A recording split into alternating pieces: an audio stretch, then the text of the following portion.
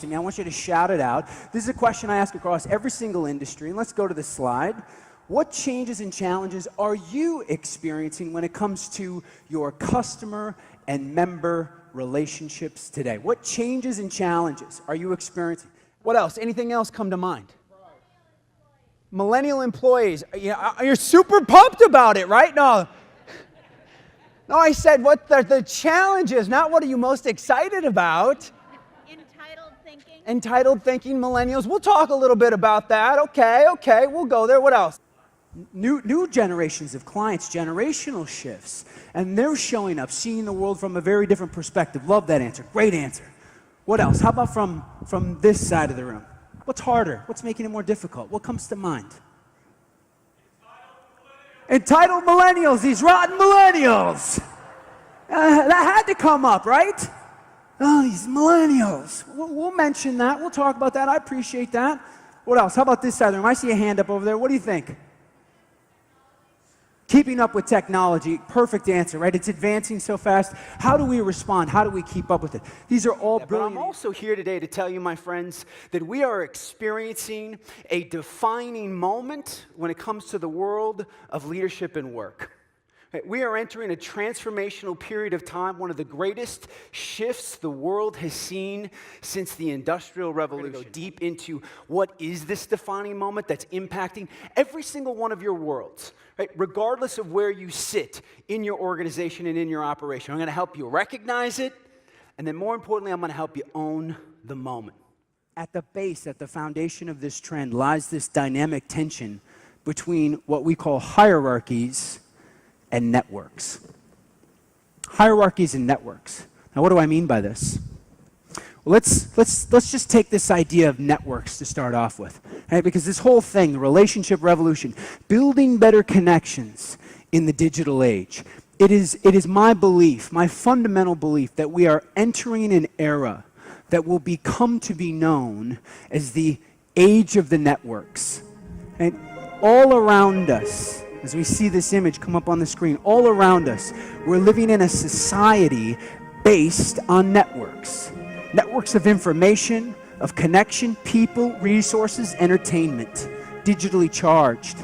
But the challenge we have in embracing this world is that most of us have been operating in a world where the structures, and more importantly, the deeply embedded culture of the hierarchy has been our reality.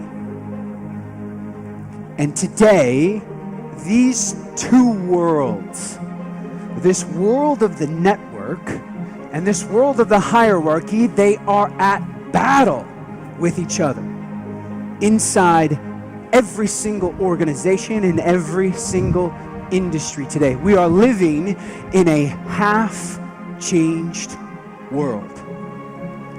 And I've yet to meet a single leader, a single individual that once we start to break this down, doesn't tell me they don't feel the tension that exists between these two worlds, because these images represent so much more than just an org chart in this fluid, flexible network. They represent and impact and influence our views around so many things that tie back to relationships. They impact how we think about communication, loyalty, work ethic, where and when work happens, professionalism versus your personal life, where those lines blur. Right? These images, how many of you have heard the old saying, a picture is worth 1,000 words?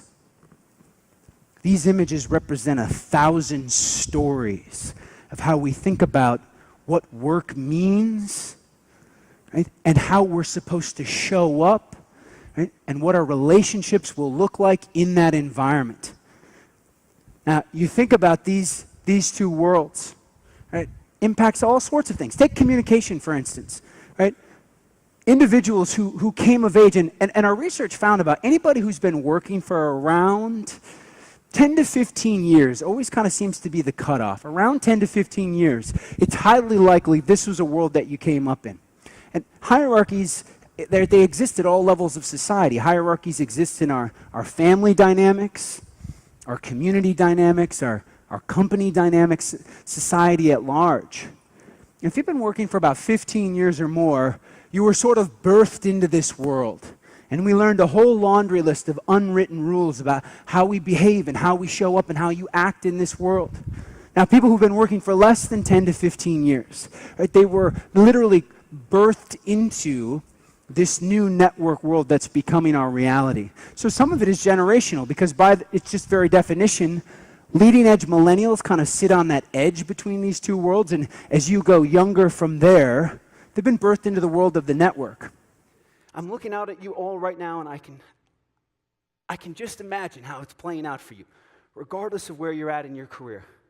Maybe you're early on in your career, and you're trying to figure out, how do I be brave enough, courageous enough to start to expand in my role, to do things that make me uncomfortable? Or maybe you've been at this a while, but the world around you is requiring you to change and adapt in ways that makes you feel uncomfortable.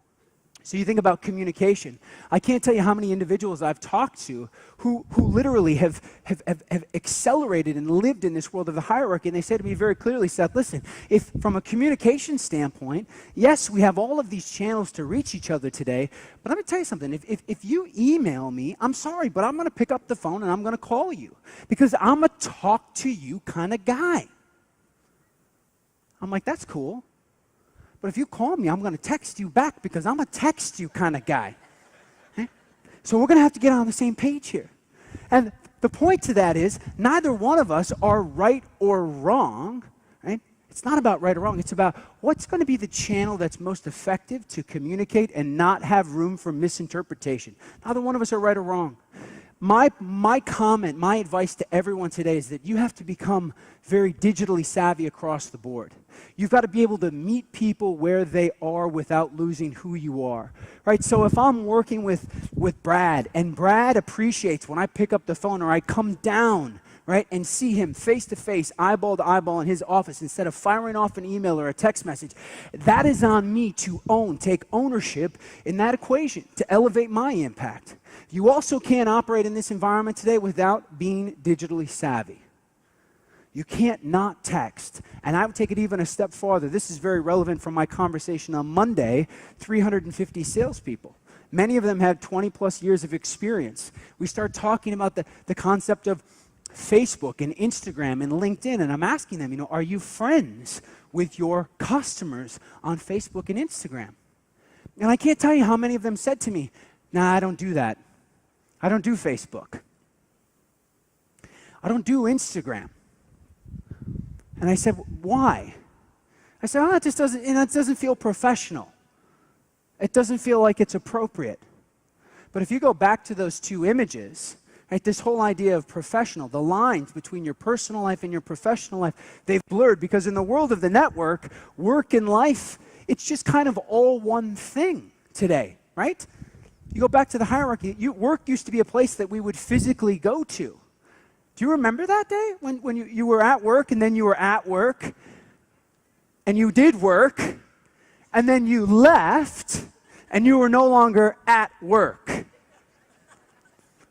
Now, things came with that, though. It wasn't just that we did that, but we also showed up in a particular way, right? You dressed for the job not the job that you had, but the job that you wanted, right? So we came in, we looked the part, we acted the part, we spoke the part. And we did that so that we could, right, rise the ranks and move up. But today the lines have blurred. We talked about the first thing, I haven't even left my bed yet and I'm already texting. There is no line between the professional and the personal front. So if you sit here and you're just thinking to yourself like, I'm building relationships with my employees, my customers, what's appropriate, what's not appropriate? Do I have relationships with them in the digital space? And literally on Monday, this just happened, I swear to you. I was basically saying to this room full of sales associates, I'm like, think of me as your competition. Okay? I'm your competitor. We both have a relationship with Mary. She's the vice president of HR at that organization. We both have a relationship, but guess what? I'm friends with Mary on Facebook. And do you know what I'm doing now? Now I'm able to see what are the big life moments that are happening in Mary's life. And what do? I take digital moments and I turn them into analog moments of impact. I see that they had a big magical party, a birthday, an anniversary through Facebook. And what do? I go into the analog world and I write a handwritten note.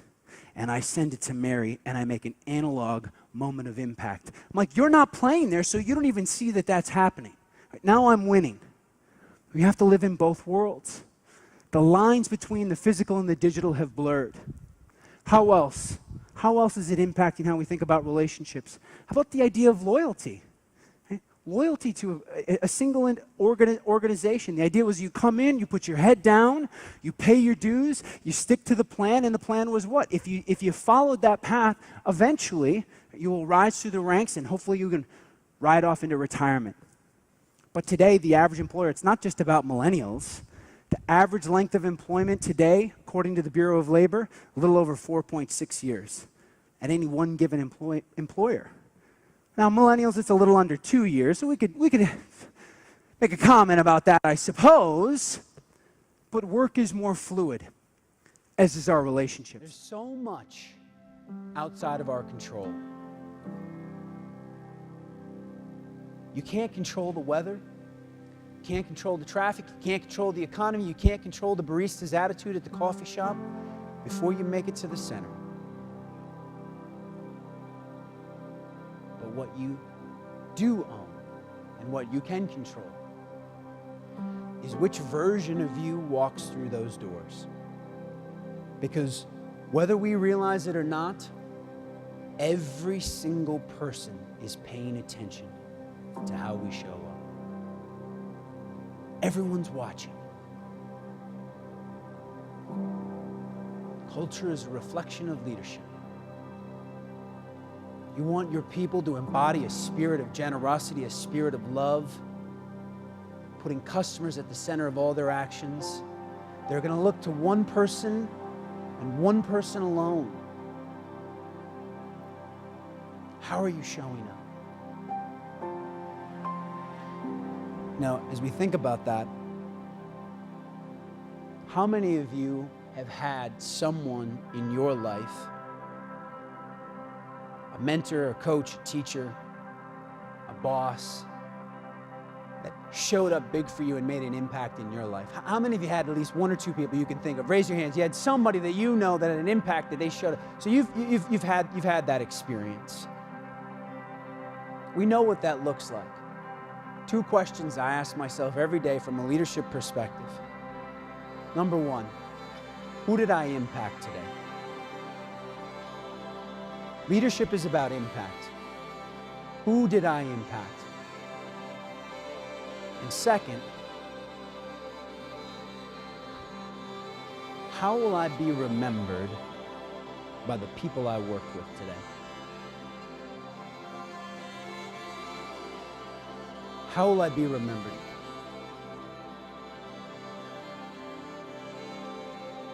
And when you're sitting in a room like this, my question that drives me is, how many of you have worked for an incredible leader before? Someone that touched, impacted your life? Who's sitting in a room just like this somewhere that would ask that question, would put your name down? Who's raising their hand and thinking of you when asked who's impacted and influenced their life on that level? That's leadership. It's sacrifice, it's service, it's humility, it's putting other people in a position to be the very best that they're capable of becoming.